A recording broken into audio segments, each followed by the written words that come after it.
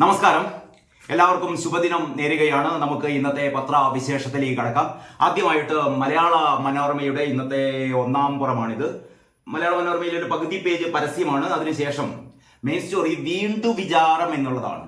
അതായത് തിരഞ്ഞെടുപ്പ് തോൽവി, കുടിശ്ശിക നിവാരണ പദ്ധതിയുമായി സർക്കാർ. കഴിഞ്ഞ ദിവസം നിയമസഭയിൽ പിണറായി വിജയൻ എന്തൊക്കെയാണ് സർക്കാർ ചെയ്യാൻ പോകുന്നത് എന്ന് പറയുന്ന കാര്യങ്ങൾ ആണ് മനോരമ മെയിൻ സ്റ്റോറി ആക്കിയത്. അതിന് വീണ്ടും വിചാരം എന്നാണ് തലക്കെട്ട് കൊടുത്തിരിക്കുന്നത്. അതായത് ക്ഷേമ പെൻഷൻ കുടിശ്ശിക 2 വർഷം കൊണ്ട് നൽകുമെന്നാണ് പറയുന്നത്. നമുക്കറിയാലോ, 5 മാസത്തെ ക്ഷേമ പെൻഷനുകളാണ് കുടിശ്ശികയായിട്ടുള്ളത്.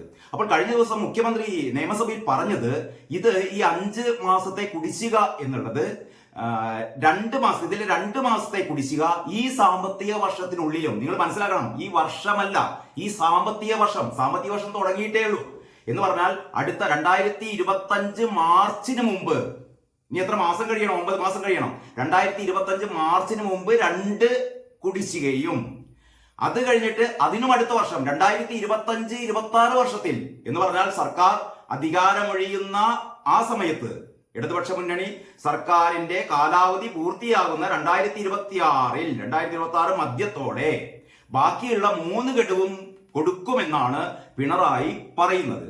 അതായത് ഈ ഒരു പ്രഖ്യാപനത്തിൽ നിന്ന് തന്നെ ഇടതുപക്ഷ സർക്കാരിന്റെ അല്ലെങ്കിൽ പിണറായി സർക്കാരിന്റെ നയങ്ങളിൽ അല്ലെങ്കിൽ ഇവരുടെ പ്രവർത്തനങ്ങളിൽ ഒരു തിരുത്തലും ഇല്ല എന്നാണ് നമുക്ക് മനസ്സിലാവുന്നത്. കാരണം പറഞ്ഞാൽ എന്താണ് ഇവരുടെ പ്രയോറിറ്റി? ഒരു തൊഴിലാളി വർഗ സർക്കാർ അല്ലെങ്കിൽ പാവങ്ങളുടെ സർക്കാർ എന്നൊക്കെ പറയുന്ന ഈ സർക്കാരിന്റെ പ്രയോറിറ്റി എന്താണ്?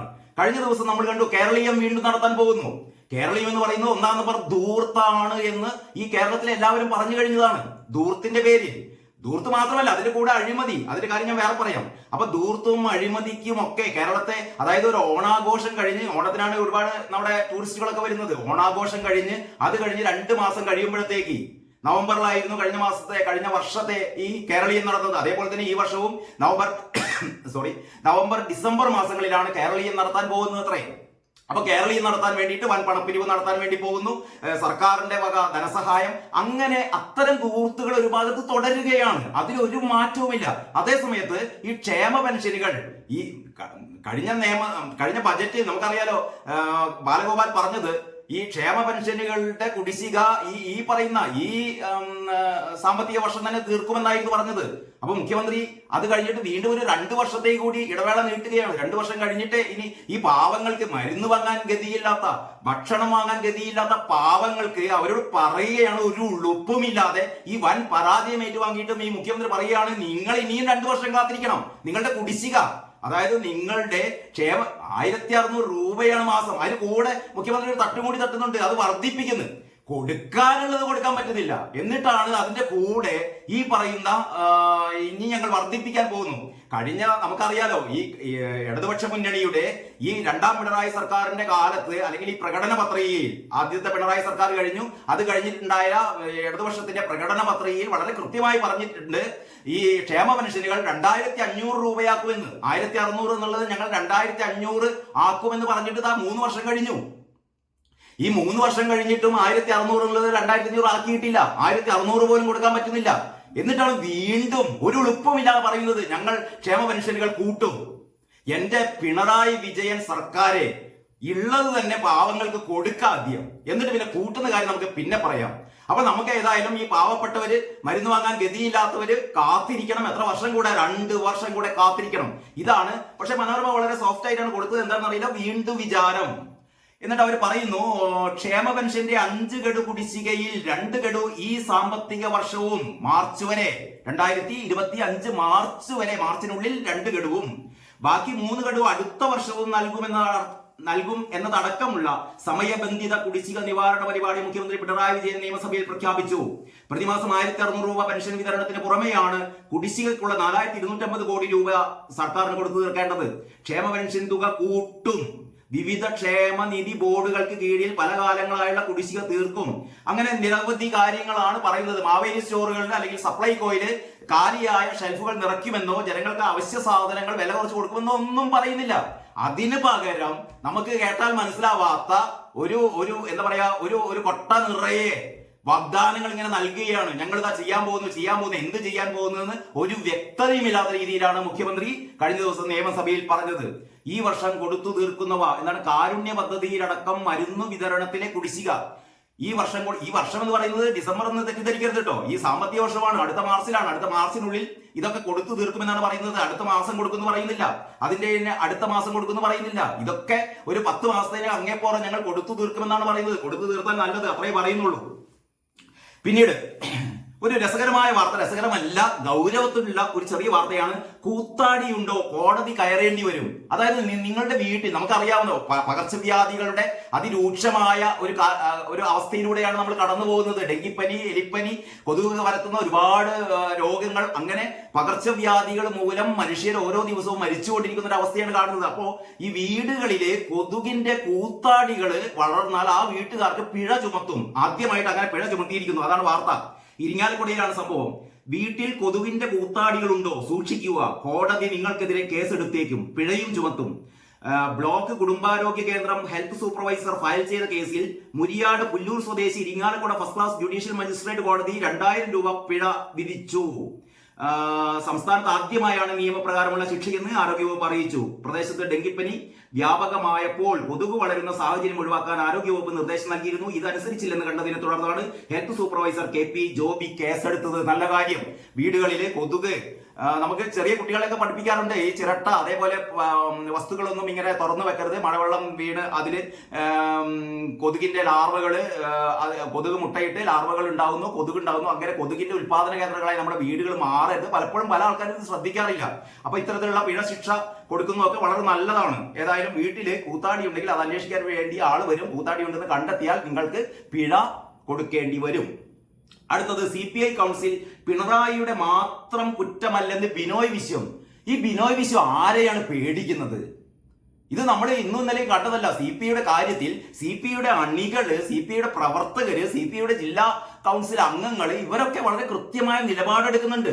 ശരിയല്ലാത്ത കാര്യങ്ങൾ ശരിയല്ല എന്ന് വിളിച്ചു പറയുന്നുണ്ട്. രാജാവ് നഗ്നനാണെന്ന് വിളിച്ചു പറയുന്നുണ്ട്. പിണറായിയുടെ രീതി ശരിയല്ല, പിണറായിയെ മാറ്റണം എന്ന് പോലും CPIയുടെ പല ജില്ലാ കൗൺസിലുകളും പറഞ്ഞു. പക്ഷെ നേരത്തെ കാനൻ രാജേന്ദ്രന്റെ ഒരു തുടർച്ച എന്നോണം ഇപ്പൊ നമ്മുടെ ബിനോയ് വിശ്വവും പറയുന്നു. ബിനോയ് വിശ്വം എന്താ പറയുന്നത്? പിണറായിയുടെ മാത്രം കുറ്റമല്ലെന്ന്. പിണറായിയുടെ മാത്രം കുറ്റമല്ല, അത് ശരി തന്നെ. പക്ഷേ ഇത് പറയുമ്പോൾ ബിനോയ് വിശ്വം പിണറായിയെ കുറ്റവിമുക്തനാക്കുകയാണ്. പിണറായിക്കെതിരെ നിങ്ങൾ അങ്ങനെ പറയേണ്ട കാര്യമില്ല എന്നാണ് ബിനോയ് വിശ്വം പറയുന്നത്. നമ്മുടെ കുഞ്ചുകുറുപ്പ് പറയുന്നത് ഇതുമായി ബന്ധപ്പെട്ടതാണ്. കുഞ്ചുകുറുപ്പിന്റെ പോക്കറ്റ് കാർട്ടൂൺ, അതായത് തിരഞ്ഞെടുപ്പ് തോൽവിയിൽ ഒരാളെ മാത്രം കുറ്റം പറഞ്ഞിട്ട് കാര്യമില്ലെന്ന് ബിനോയ് വിശ്വം. അപ്പോൾ കുഞ്ചുകുറുപ്പ് പറയാണ്, പേടിക്കേണ്ടവരെ പേടിക്കണം. ഇതാണ് യാഥാർത്ഥ്യം. പേടിക്കേണ്ടവരെ എന്താണ്? ബിനോയ് വിശ്വത്തിന് പിണറായി വിജയനെ എന്തിനാണ് ഇങ്ങനെ പേടിക്കുന്നത്? പുല്ല് കോട്ടയെന്ന് വെക്കണം, എന്തിനാ ഇറങ്ങി പോരണം? പണ്ട് UDF നിന്ന പാർട്ടീസ് അല്ലേ. എന്താണ് ഇനി ഭാവിയിൽ സംഭവിക്കാൻ പോകുന്നത് നമുക്ക് കാത്തിരുന്ന് കാണാം. അപ്പോൾ ഇതിൽ പറയുന്നത്, ലോക്സഭാ തിരഞ്ഞെടുപ്പ് തോൽവിയുമായി ബന്ധപ്പെട്ട് മുഖ്യമന്ത്രി പിണറായി വിജയനെതിരെ CPI സംസ്ഥാന കൗൺസിൽ യോഗത്തിൽ ഉയർന്ന വിമർശനങ്ങളെ തള്ളി സംസ്ഥാന സെക്രട്ടറി ബിനോയ് വിശ്വം. തെറ്റെങ്കിൽ അത് ഒരാളുടെ മാത്രം കുറ്റമല്ലെന്നും മുഖ്യമന്ത്രിയെ മാത്രം കുറ്റം പറഞ്ഞിട്ട് കാര്യമില്ലെന്നുമായിരുന്നു അദ്ദേഹത്തിന്റെ മറുപടി. 2019 ലോക്സഭാ തെരഞ്ഞെടുപ്പിലും സമാന തോൽവി നേരിട്ടപ്പോൾ പിണറായി വിജയനെ വിമർശിച്ചവർ പിന്നീട് ഉദ്ഘാടനങ്ങൾക്കായി അദ്ദേഹത്തിന്റെ പിറകെ നടന്നിട്ടുണ്ടെന്നും ബിനോയ് പരിഹസിച്ചു. ഇതൊക്കെ എന്ത് വർത്തമാനാണ്? പിണറായി വിജയനെ ഉദ്ഘാടനത്തിന് ക്ഷണിക്കുന്നതും പിണറായി വിജയന്റെ ഈ രീതിയിലുള്ള പെരുമാറ്റ വൈകല്യങ്ങളും തമ്മിൽ എന്ത് ബന്ധമാണുള്ളത്? അപ്പോൾ ബിനോയ് വിശ്വത്തിന്റെ നിലപാട് ശരിയല്ല എന്നാണ് പറയാനുള്ളത്. BJP നേതാവുമായി സ്വകാര്യ കൂടിക്കാഴ്ച നടത്തുകയും തിരഞ്ഞെടുപ്പ് ദിനമെന്ന് തുറന്നു സമ്മതിക്കുകയും ചെയ്ത EP ജയരാജൻ മുന്നണി കൺവീനർ സ്ഥാനത്ത് തുടരാൻ യോഗ്യനല്ല എന്നതടക്കമുള്ള വിമർശനങ്ങൾക്ക് അദ്ദേഹം മറുപടി നൽകിയില്ല. കഴിഞ്ഞ ദിവസം ഉയർന്ന വിമർശനമായിരുന്നു. അതിനാവട്ടെ ബിനോയ് വിശ്വം മറുപടിയും പറഞ്ഞില്ല. മൗനം വിദ്വാന് ഭൂഷണം, മൗനം ബിനോയ് വിശ്വത്തിനും ഭൂഷണം എന്നേ പറയാനുള്ളൂ. പിന്നീട് മറ്റൊരു വാർത്ത, സോളാർ ഉൽപാദന തീരുവയും കുടുംബ കോടതി ഫീസും കുറച്ചു. ഒരു നല്ല കാര്യം. ബജറ്റിൽ പ്രഖ്യാപിച്ച വർധന ഇളവ് ചെയ്ത് ധനബിൽ നിയമസഭ പാസാക്കി. മറ്റൊരു പ്രധാനപ്പെട്ട വാർത്ത, മുസ്ലിം സ്ത്രീകൾക്കും CRPC പ്രകാരം ജീവനാംശം ആവശ്യപ്പെടാമെന്നുള്ളതാണ്. സുപ്രീം കോടതി വിധി. ഏത് നിയമപ്രകാരം പരിഹാരം തേടണമെന്ന് സ്ത്രീകൾക്ക് തീരുമാനിക്കാം. വളരെ ചരിത്രപ്രധാനമായ ഒരു വിധിയാണിത്. അതായത് വിവാഹമോചിതയായ മുസ്ലിം സ്ത്രീക്കും ക്രിമിനൽ നടപടിച്ചട്ടം, അതായത് CRPC പ്രകാരം ജീവനാംശം ആവശ്യപ്പെട്ട് കേസ് നൽകാമെന്ന് സുപ്രീം കോടതി വിധിച്ചു. ജീവനാംശം ദാനമല്ലെന്നും അത് വിവാഹിതരായ എല്ലാ മതത്തിലും പെട്ട സ്ത്രീകളുടെയും അവകാശമാണെന്നും വ്യക്തമാക്കിയാണ് 2 അംഗ ബെഞ്ചിന്റെ സുപ്രധാന വിധി. പിന്നീട് നമ്മുടെ ഉള്ളിലേക്ക് കടന്നാൽ മലയാള മനോരമ എന്തൊക്കെയായാലും അതിന്റെ പ്രൊഫഷണലിസം എന്ന് പറയുന്നത് ഇതാണ്. കഴിഞ്ഞ ദിവസം നമ്മൾ ചർച്ച ചെയ്തു കല്ലായിപ്പുഴ, കേരളത്തിലെ ഏറ്റവും മലിനമായ പുഴ കല്ലായിപ്പുഴയാണ് എന്ന് പറഞ്ഞത്. ഇതാ 2ാം പേജ് ഏതാണ്ട് മുഴുവനായി തന്നെ ആ ഒരു പ്രശ്നം ചർച്ച ചെയ്യാൻ വേണ്ടിയിട്ട് കല്ലായി കനലായി. എനിക്ക് ഓർമ്മ വരുന്നത് മിന്നൽ പിണറായി എന്ന് പറയുന്ന ഒരു തലക്കെട്ട് പണ്ട് മനോരമ കൊടുത്തതാണ്. കല്ലായി കനലായി മാറുന്നു, കല്ലായിപ്പുഴയുടെ ദുരവസ്ഥ മാറണം എന്ന് പറയുന്ന ഒരു സതുദ്ദേശത്തോടു കൂടി എന്തൊക്കെയാണ് അവിടെ നടന്നുകൊണ്ടിരിക്കുന്നത്. നമ്മുടെ കൈതപ്രം ദാമോദരൻ നമ്പൂതിരി കല്ലായിപ്പുഴയുടെ തീരത്ത് വന്ന് നിൽക്കുന്ന ഫോട്ടോ അല്ല കേട്ടോ, ഇതൊരു ഇലസ്ട്രേഷൻ ആണ്. അങ്ങനെ ഒരു ഇലസ്ട്രേഷൻ കൊടുത്തിട്ടുണ്ട്. കൈതപ്രത്തെ കല്ലായിപ്പുഴയുമായി ബന്ധപ്പെടുത്തുന്നത് എന്തുകൊണ്ടാണെന്ന് ചോദിച്ചാൽ അതിനുള്ള ഉത്തരം കൂടി ഇതിനുണ്ട്. ഞാൻ എഴുതിയ കല്ലായിക്കടവത്തെ കാറ്റൊന്നും മിണ്ടിയില്ല എന്ന പാട്ട് മലയാളികൾക്ക് ഏറെ ഇഷ്ടമായതാണ്. എത്ര കാലമായി എത്ര പാട്ടുകാർ കല്ലായിപ്പുഴയെ കുറിച്ച് പാടിയിട്ടുണ്ട്. കല്ലായിപ്പുഴയെ കുറിച്ച് ഒരുപാട് ആൾക്കാർ പാടിയിട്ടുണ്ട്. കൈതപ്രത്തിന്റെ ഈ പാട്ട് നമ്മുടെ എല്ലാവരുടെയും മനസ്സിലുണ്ട്. അപ്പോൾ കല്ലായിപ്പുഴയെ ഇനിയും നമ്മൾ ഇങ്ങനെ മലിനമാക്കാൻ അനുവദിക്കരുത്.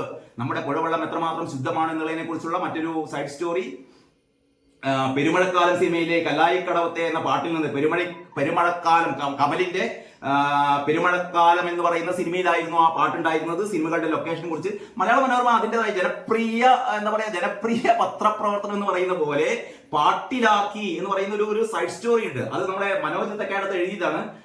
അതിൽ പറയുന്നു, ഒഴുകിമായുന്ന വെറുമൊരു പുഴയല്ല കല്ലായി, കോഴിക്കോടിന്റെ ഓർമ്മയുടെ ഓളവും വർത്തമാനത്തിന്റെ തീരവുമാണത്. വളരെ മനോഹരമായ ഈ ഫീച്ചറുകൾ എഴുതാനുള്ള ഒരു ഭാഷ വേണമല്ലോ. അത് ശരിക്കും മലയാള മനോരമയിലെ റിപ്പോർട്ടേഴ്സിനെ കണ്ടുപിടിക്കേണ്ടതാണ് മറ്റു പത്രങ്ങളിലെ റിപ്പോർട്ടർമാര്. അതായത് ഒഴുകിമായുന്ന വെറുമൊരു പുഴയല്ല കല്ലായി, കോഴിക്കോടിന്റെ ഓർമ്മയുടെ ഓളവും വർത്തമാനത്തിന്റെ തീരവുമാണത്. കേരളത്തിലെ ഏറ്റവും മലിനമായ നദിയാണിതെന്ന കേന്ദ്ര മലിനീകരണ നിയന്ത്രണ ബോർഡിന്റെ കണ്ടെത്തൽ ഇപ്പോൾ കല്ലായിപ്പുഴയെ കാണുന്ന ആരുടെ ഉള്ളിലും ഞെട്ടലായി മാറാൻ ഇടയില്ല. എന്നാൽ ഈ പുഴയെ നല്ലൊരു ഓർമ്മയായി കൊണ്ടു നടക്കുന്നവർക്ക് കൺമുന്നിൽ അവർ മാലിന്യവാരിധിയാവുന്നത് സാക്ഷിയാവുമ്പോൾ ഉള്ളു വിങ്ങുന്നത് പുഴയോടുള്ള സ്നേഹം കൊണ്ട് മാത്രമല്ല, വരുംകാലത്തോട് നമ്മൾ കാണിക്കുന്ന നെറുകേടിന്റെ ആഴമോർത്തു കൂടിയാണ്. പോയ കാലങ്ങളുടെ ഓർമ്മകൾ കല്ലായിപ്പുഴക്ക് ചാർത്തിയ കാൽപ്പനിക ഭംഗി വെറുമൊരു മാലിന്യപ്രവാഹമായി ഒടുങ്ങുന്നത് കാണേണ്ടി വരുമെന്നതിന്റെ ഉള്ളുരുക്കം കൂടിയാണ്. ഒട്ടേറെ മലയാള സിനിമാ ഗാനങ്ങളിൽ അരുമയായി ഒഴുകിയതാണ് നമ്മുടെ കല്ലായിപ്പുഴ. തടം തല്ലി ഒഴുകുന്ന വന്യ ഗംഭീരതയായല്ല, കുണുങ്ങി പാദസരങ്ങൾ കിലുക്കി പൊട്ടിച്ചിരിച്ചുകൊണ്ട് ഒഴുകുന്ന യൗവന തികവാണ് അവിടെയെല്ലാം. 16 തികഞ്ഞിട്ടും കല്ലായിപ്പുഴയൊരു മണവാട്ടി, കടലിന്റെ പുന്നാര മണവാട്ടി, 16 തികഞ്ഞിട്ടും കല്യാണം കഴിഞ്ഞിട്ടും പാവാട മാറ്റാത്ത പെൺകുട്ടി എന്നെഴുതിയത് നമുക്കൊക്കെ അറിയാം യൂസഫ് അലി കേച്ചേരിയാണ്. മലയാളത്തിന്റെ പ്രിയ കവിയായ യൂസഫ് അലി കേച്ചേരിയുടെ വരികളാണ് ഇത്. 1973 ഇറങ്ങിയ മരം എന്ന സിനിമയിലെ ദേവരാജ സംഗീതം നിറഞ്ഞ പാട്ടൊഴുക്ക് പി സുശീലയുടെയും പി മാധുരിയുടെയും ശബ്ദത്തിലായിരുന്നു എന്ന് തുടങ്ങിയിട്ട് കല്ലായിപ്പുഴയും നമ്മുടെ ചലച്ചിത്ര ഗാനങ്ങളും തമ്മിലുള്ള ബന്ധത്തെയാണ് വളരെ മനോഹരമായി ഈ ഒരു കുറിപ്പിലൂടെ അല്ലെങ്കിൽ ഈ ഒരു ആർട്ടിക്കിളിലൂടെ മനോരമ വ്യക്തമാക്കുന്നത്. നമുക്ക് അടുത്ത പേജിലേക്ക് കടക്കാം. ഇവിടെ കെ.പി. രാമനുണ്ണിയുടെ ഒരു ഇന്റർവ്യൂ ആണ് ഇതിന്റെ ടോപ്പ് ബാറായി കിടക്കുന്നത്. 3-ാം പേജിൽ ലോക സാഹിത്യ നഗരമാകണം നമ്മുടെ കോഴിക്കോട്. യുനെസ്കോ സാഹിത്യ നഗര പദവിയൊക്കെ തന്നു. നമ്മൾ ഇനി ശ്രദ്ധിക്കേണ്ടത് ലോക സാഹിത്യ നഗരമാകാൻ വേണ്ടിയിട്ടാണ് എന്ന് കെ.പി. രാമനുണ്ണി പറയുന്നു. കെ.പി. രാമനുണ്ണിയെ പോലെ കോഴിക്കോടിനെ സ്നേഹിക്കുന്ന എല്ലാവരുടെയും ആഗ്രഹമാണ് ഇത്. വായനാ ക്ലബ്ബുകൾ വേണമെന്ന് പറയുന്നു, സാഹിത്യ മ്യൂസിയം വേണം, ചൂട് പിടിക്കണം സാഹിത്യ നിരൂപണം.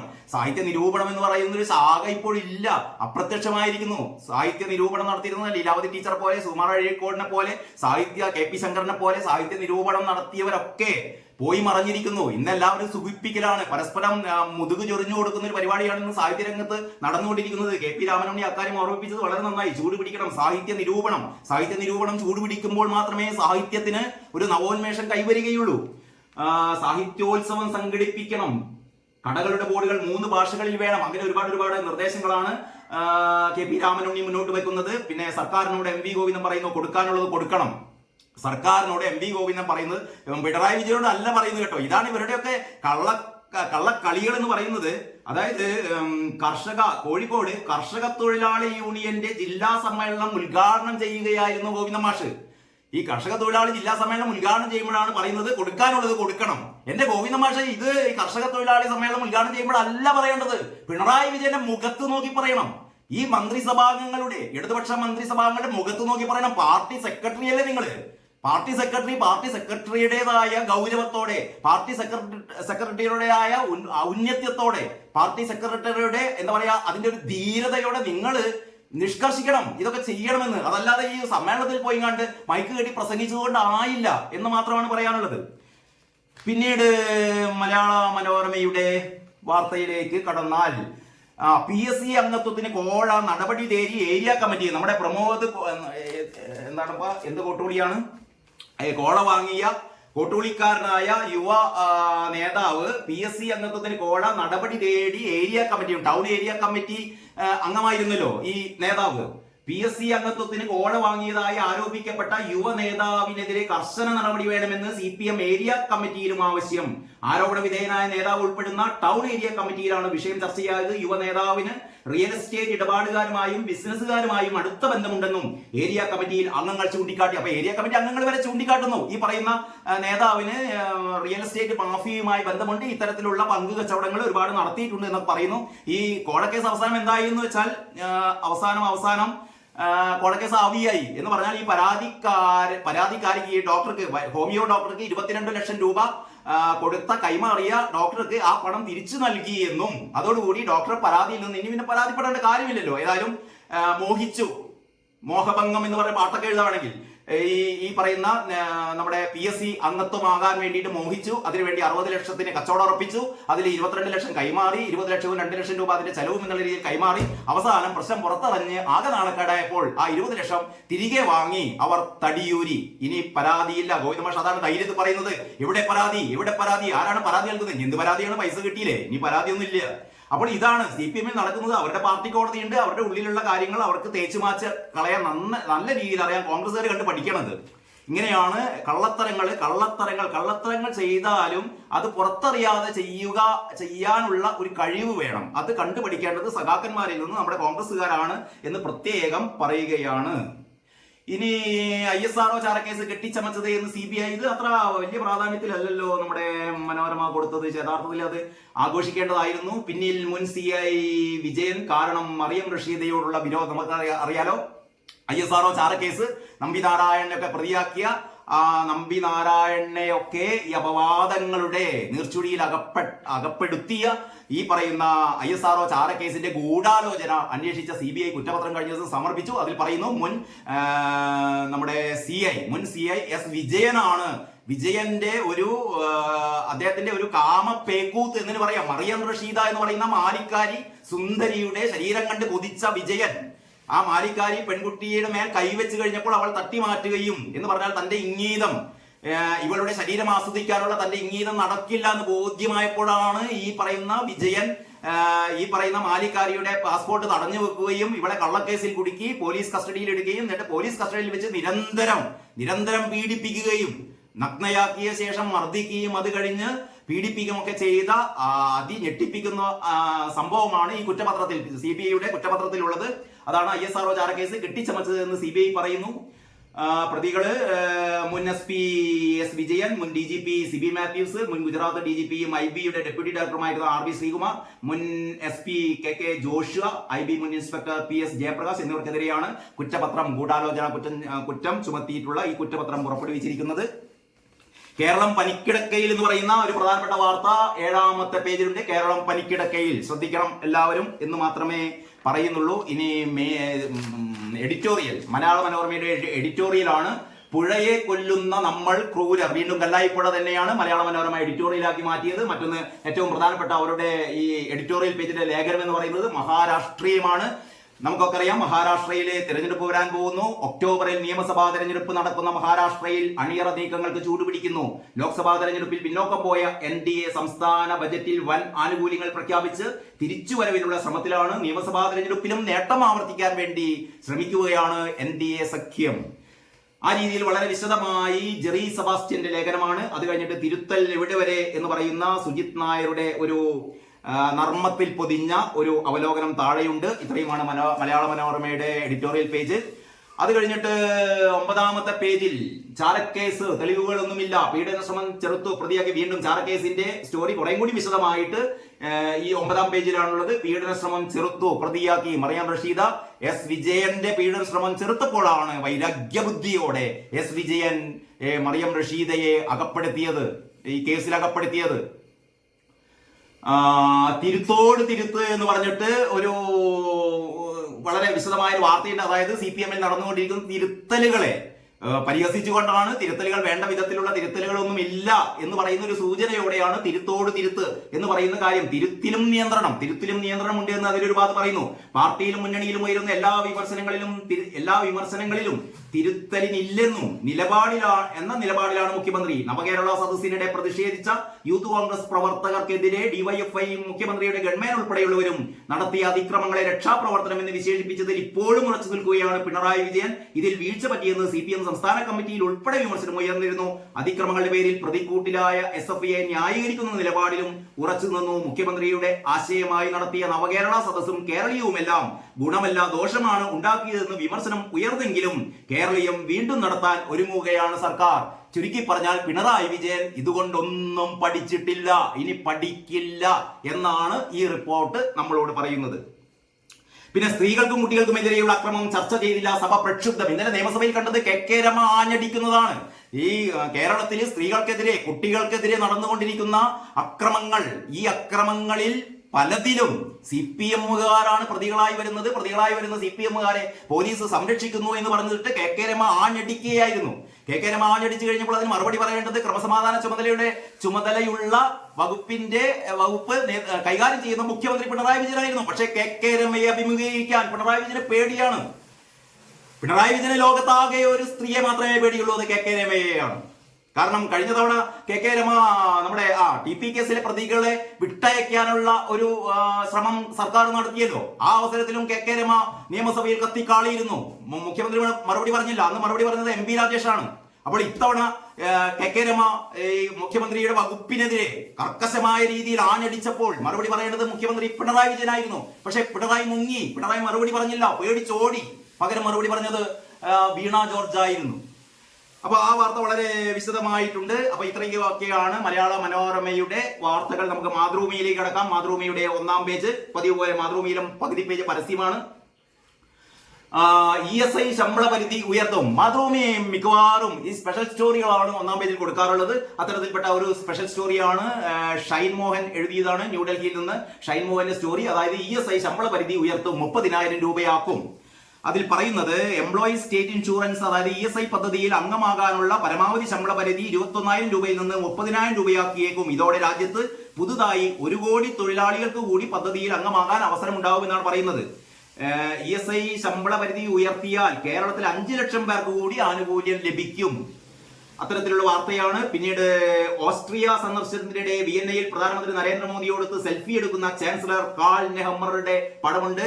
കാൾ നെഹമ്മറും നമ്മുടെ നരേന്ദ്രമോദിയും സെൽഫി എടുക്കുന്നു. വിയന്ന സന്ദർശനത്തിനിടയിലെ ഒരു കൗതുകം ഉണർത്തുന്ന ഒരു ചിത്രമാണ് കൊടുത്തിരിക്കുന്നത്. മറ്റൊന്ന് ബഹിരാകാശത്ത് സുനിതയുടെ വാർത്താ സമ്മേളനം. ബഹിരാകാശത്ത് സുനിത വില്യംസ് കുടുങ്ങിപ്പോയി എന്ന തരത്തിലുള്ള വാർത്തകളൊക്കെ ഉണ്ടായിരുന്നു. ഒന്നുമില്ല.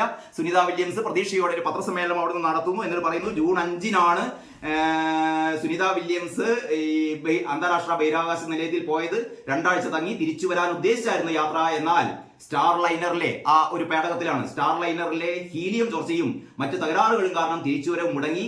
ISS-ൽ എന്ന് പറഞ്ഞിട്ടാണെങ്കിൽ ഈ പറയുന്ന അന്താരാഷ്ട്ര ബഹിരാകാശ നിലയത്തിൽ കൂടുതലായി കഴിയുന്ന സമയം പരീക്ഷണങ്ങളുമായി ആസ്വദിക്കുകയാണെന്ന് സുനിത പറഞ്ഞു. അപ്പൊ സുനിത വലിയ പ്രശ്നത്തിലൊന്നുമില്ല, അവിടെ പരീക്ഷണങ്ങളുമായി അവർ കഴിയുന്നു. അവർ അത്രയും പെട്ടെന്ന് ഭൂമിയിലേക്ക് തിരിച്ചെത്തട്ടെ എന്ന് നമുക്ക് പ്രതീക്ഷിക്കാം, ആഗ്രഹിക്കാം. അടുത്തത് ജീവനാംശ വിഷയത്തിൽ സുപ്രീം കോടതി മുസ്ലിം സ്ത്രീകൾക്കും ക്രിമിനൽ കേസ് നൽകാം എന്ന് പറയുന്ന വാർത്തയും 1ാം പുറത്ത് കൊടുത്തിട്ടുണ്ട്. മറ്റൊന്ന് തിരഞ്ഞെടുപ്പിലെ തിരിച്ചടി പരിഹാരവുമായി സർക്കാർ. പെൻഷൻ DA കുടിശ്ശിക തീർക്കുന്നതിന് സമയപരിധി എന്ന് പറഞ്ഞ് നേരത്തെ മലയാള മനോരമ നമ്മൾ അവലോകനം നടത്തിയപ്പോൾ പറഞ്ഞ ആ വാർത്ത. അപ്പോൾ അത്തരത്തിൽപ്പെട്ട പ്രധാനപ്പെട്ട 2 വാർത്തകൾ, മുസ്ലിം സ്ത്രീകൾക്ക് ക്രിമിനൽ കേസ് പരിഹാരവുമായി സർക്കാർ, അങ്ങനെ 2 വാർത്തകൾ 1ാം പേജിലുണ്ട്. മറ്റൊരു സ്പെഷ്യൽ സ്റ്റോറിയും. ഇനി മാതൃഭൂമിയുടെ ഉള്ളിലെ പേജിലേക്ക് കടന്നാൽ ഈ ബസ്സുകളുടെ മരണപ്പാച്ചിൽ കഴിഞ്ഞ ദിവസം പറഞ്ഞിരുന്നല്ലോ. ഇതാ വീണ്ടും മരണപ്പാച്ചിൽ. ബസ് ഇടിച്ച് സ്കൂട്ടർ യാത്രക്കാരന് പരിക്ക്. എവിടെയാണ്? ഈ സീബ്ര ലൈനിൽ തന്നെയാണ് കേട്ടോ. അതായത് കോഴിക്കോട്ടെ മോഡൽ സ്കൂളിന് മുന്നിലുള്ള, കോഴിക്കോട്ടുകാർക്ക് അറിയാം, മോഡൽ സ്കൂളിന് മുന്നിലുള്ള അത്യാവശ്യം വീതിയേറിയ റോഡാണ്. അവിടെ സീബ്ര ലൈനുകൾ 3 ഉണ്ട് ആ ഭാഗത്ത്. അതിൽപ്പെട്ട ഒരു സീബ്ര ലൈനിൽ മുന്നിൽ വെച്ച്, അല്ലെ സീബ്ര ലൈനിൽ വെച്ചിട്ടാണ് ഒരു സ്കൂട്ടർ യാത്രക്കാരന് ബസ് ഇടിക്കുന്നത്. അപ്പോൾ ബസിന്റെ മരണപ്പാച്ചിൽ സീബ്ര ലൈനിലും പഴയ പോലെ തുടരുകയാണ് എന്നുള്ളതാണ് മാതൃഭൂമി ചൂണ്ടിക്കാണിക്കുന്നത്. പിന്നീട് യെസ് 5-ാം പേജ്, മാതൃഭൂമിയുടെ 5-ാം പേജിലാണ് PSC കോഴയെ കുറിച്ച് പരാമർശിക്കാതെ പ്രമോദിന് നോട്ടീസ്.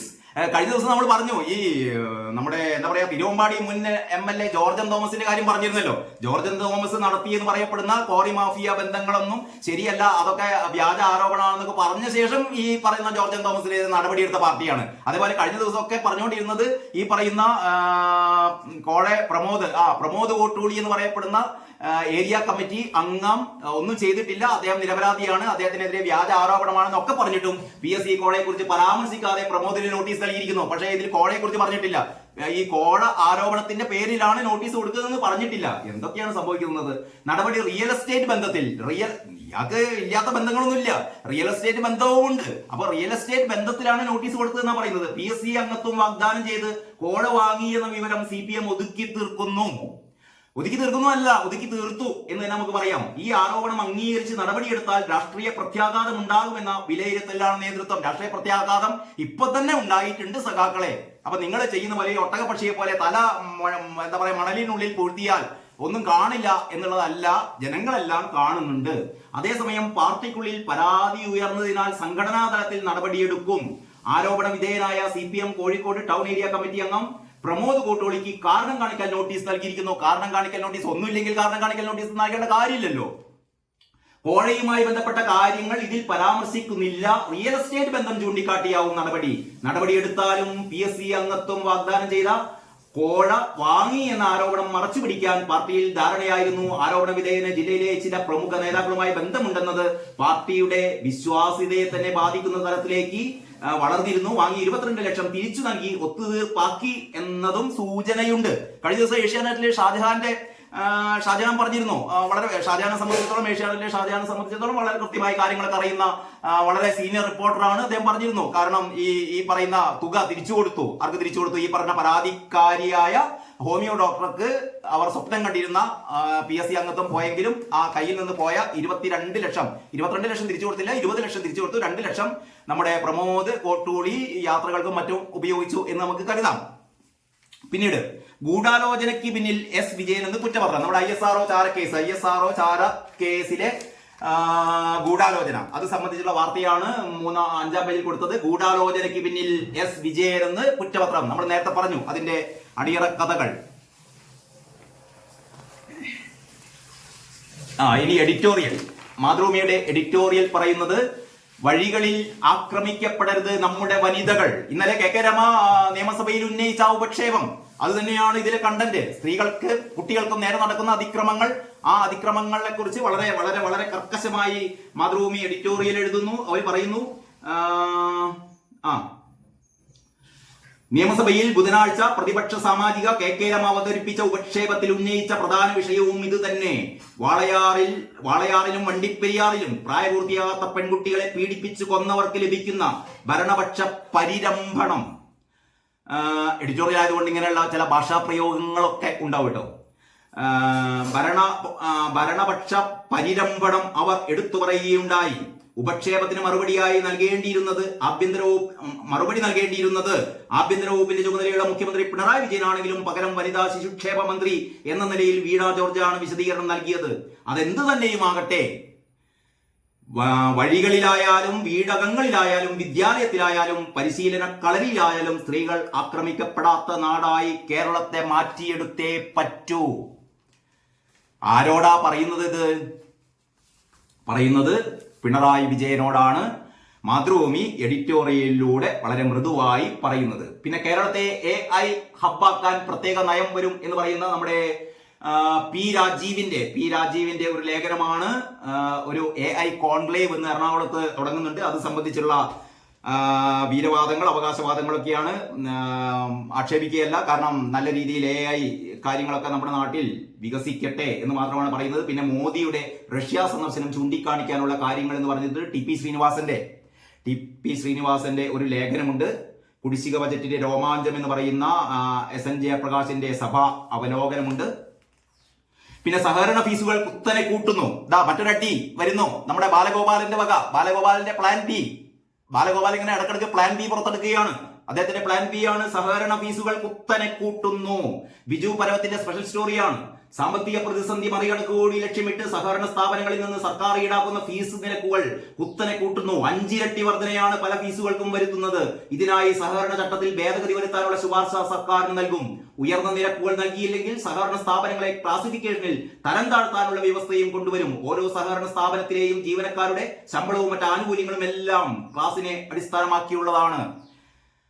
പിന്നെ മറ്റൊന്ന്, കാപ്പ കേസ് പ്രതിക്കൊപ്പം CPM ചേർന്ന ആൾ കഞ്ചാവുമായി പിടി. കഴിഞ്ഞ ദിവസം നമ്മൾ പത്തനംതിട്ടയിൽ കണ്ടല്ലോ, നമ്മുടെ വീണ വിജയൻ ഇൻകുലാബ് സിന്ദാബാദ് വിളിച്ചുകൊണ്ട് വരവേൽക്കുന്നത് ഈ ക്രിമിനലുകളെ. കാപ്പ പ്രതി ഉൾപ്പെടെ ഗുണ്ടാസ് പടയെ CPMലേക്ക് വരവേറ്റ് നമ്മൾ കണ്ടു. അതിൽപ്പെട്ട ഒരു നേതാവൊന്നും ആക്കണ്ട, ഒരു 60ഓളം പേർ CPMൽ ചേർന്നു എന്നായിരുന്നു പറഞ്ഞത്. അതിൽപ്പെട്ട ഒരാളെ കഴിഞ്ഞ ദിവസം കഞ്ചാവുമായി പിടിച്ചു. നല്ലത് തന്നെ. പിന്നെ കുടിശ്ശിക കണക്ക് നിരത്തി സർക്കാർ എല്ലാം തീർക്കുമെന്ന് സർക്കാർ പറയുന്ന പിണറായി വിജയന്റെ കഴിഞ്ഞ ദിവസം നിയമസഭാ സമ്മേളനത്തിലെ പ്രസംഗം താഴെ കൊടുത്തിട്ടുണ്ട്. അപ്പൊ ഇങ്ങനെയൊക്കെയാണ് മാതൃഭൂമിയുടെ ഉള്ളിലെ പേജുകൾ. നമുക്ക് കേരള കൗമുദിയിലേക്ക് കിടക്കാം. കേരള കൗമുദി ഇന്ന് 1-ാം പേജിൽ തന്നെ കേരള കൗമുദിയുടെ ചീഫ് എഡിറ്റർ ദീപു രവിയുടെ എഡിറ്റോറിയൽ 1-ാം പേജിൽ തന്നെ കൊടുത്തിട്ടുണ്ട്. കേരള കൗമുദി മാത്രമാണ് ഇങ്ങനെ ചെയ്യാറുള്ളത്. ഇടക്കിടക്ക് ഈ പ്രധാന വിഷയങ്ങൾ വരുമ്പോൾ എഡിറ്റോറിയൽ 1-ാം പേജിൽ. പണ്ട് പത്രാധിപർ സുകുമാരനുള്ള കാലം മുതൽ കേരള കൗമുദിയുടെ, കേരളത്തിന്റെ ഒരേ ഒരു പത്രാധിപർ എന്ന് വിളിക്കുന്ന സുകുമാരൻ പത്രാധിപർ ഉള്ള കാലത്ത് തന്നെ ഇത്തരത്തിലുള്ള പതിവ് കേരള കൗമുദിക്ക് ഉണ്ടായിരുന്നു. സുപ്രധാന വിഷയങ്ങളിൽ 1-ാം പേജിൽ കേരള കൗമുദിയുടെ മുഖപ്രസംഗം. ഇന്നും അതേപോലെ ആ മുഖപ്രസംഗത്തിന്റെ വിഷയം വിഴിഞ്ഞം തുറക്കുന്ന പുതിയ മുഖം. വിഴിഞ്ഞം ഹാർബർ തുറക്കുന്നതോടെ കേരളത്തിൽ സംഭവിക്കാൻ പോകുന്ന വികസന കുതിപ്പിന്റെ കാര്യമാണ് കേരള കൗമുദി എഡിറ്റോറിയലിലൂടെ ചൂണ്ടിക്കാണിക്കുന്നത്. എന്നിട്ട് അതിന്റെ ടോപ്പ് ബാർ സ്റ്റോറി എങ്ങനെയാണ്? വന്നു കേരളത്തിന്റെ കപ്പൽ യുഗം. കുഴപ്പമില്ല, തലക്കെട്ട് ആകർഷകമായ തലക്കെട്ടാണ്. ചാരക്കേസ് മറിയം റഷീദ വഴങ്ങാത്തതിന്റെ പക. അടുത്ത സ്റ്റോറി, ചാരക്കേസ് മറിയം റഷീദ വഴങ്ങാത്തതിന്റെ പക. ഇൻസ്പെക്ടറുടെ പ്രതികാരദാഹമെന്ന് CBI കുറ്റപത്രം. നമ്മൾ നേരത്തെ പറഞ്ഞല്ലോ, വിജയന്റെ പ്രതികാരദാഹം. മറിയം റഷീദയുടെ സുന്ദരമായ ശരീരം സ്വന്തമാക്കാനാവാത്തതിന്റെ ഒരു ഇൻസ്പെക്ടറുടെ, ഒരു CIയുടെ പ്രതികാരദാഹം. അതിൽ പെട്ടുപോയതാണ് നമ്മുടെ ISROയിലെ ശാസ്ത്രജ്ഞരൊക്കെ. സാമൂഹ്യക്ഷേമ പെൻഷൻ തുക വർദ്ധിപ്പിക്കും മുഖ്യമന്ത്രി. വർദ്ധിപ്പിക്കുന്നാണ് പറയുന്നത്. കേരള മോദിക്ക് തന്നെ അറിയാം വർദ്ധിപ്പിക്കില്ല എന്ന്. കുടിശ്ശിക 2 വർഷമായി നൽകും. വർഷം 2 ഗഡു DA കുടിശ്ശികയും നൽകും. 10 ദിവസത്തിനിടെ ലക്ഷം കടന്ന് പനിബാധിതർ എന്ന് പറയുന്ന വാർത്തയുണ്ട്. അങ്ങനെയൊക്കെയാണ് കേരള മോദിയുടെ 1-ാം പേജ് വാർത്ത. കേരള മോദിയുടെ മുഖപ്രസംഗത്തിലേക്ക് നമുക്ക് കിടക്കാം. കേരള മോദിയുടെ മുഖപ്രസംഗം. AI കോൺക്ലേവിന് വിജയ ആശംസകൾ. ഏതായാലും ഒരു വികസനാത്മക വാർത്തകൾക്ക് ഇന്ന് പ്രാമുഖ്യം കൊടുത്തിട്ടുണ്ട് കേരള കൗമുദി. അതാ പറയുന്നത്, AI കോൺക്ലേവിന് വിജയ ആശംസകൾ നേരുന്നു. രാജീവിന്റെ ഒരു ലേഖനം, രാജീവിന്റെ വ്യവസായ വകുപ്പ് മന്ത്രി രാജീവിന്റെ സാധ്യതകളുടെ AI ജാലകം തുറന്ന് കേരളം എന്ന് പറയുന്ന ലേഖനമുണ്ട്. പിന്നെ ഫ്രാൻസിലെ പക്ഷം തേടി ഫ്രാൻസ് എന്ന് പറയുന്ന മറ്റൊരു ലേഖനവും ഇതിലുണ്ട്. പകർച്ചവ്യാധികൾ പിടിമുറുക്കുമ്പോൾ, സാധാരണ ഇപ്പം കുറച്ച് ദിവസങ്ങളായി കേരള കൗമുദി 2 വിഷയങ്ങളെ സംബന്ധിച്ചാണ് എഡിറ്റോറിയൽ എഴുതുന്നത്. കാരണം പഴയ പോലെയല്ല, വിഷയങ്ങൾ ഒരുപാട് വർദ്ധിച്ചുകൊണ്ടിരിക്കുമ്പോൾ ഒരു വിഷയത്തെ ആധാരമാക്കി എഡിറ്റോറിയൽ എഴുതണ്ട എന്നുള്ള തീരുമാനം ഏതായാലും നല്ലതാണ്. അങ്ങനെ AI കോൺക്ലേവിന് വിജയാശംസകളുമുണ്ട്. പകർച്ചവ്യാധികൾ പിടിമുറുക്കുമ്പോഴുള്ള ആശങ്കകളും ഒരേ രീതിയിൽ കേരള കൗമുദി പങ്കുവെക്കുകയാണ്.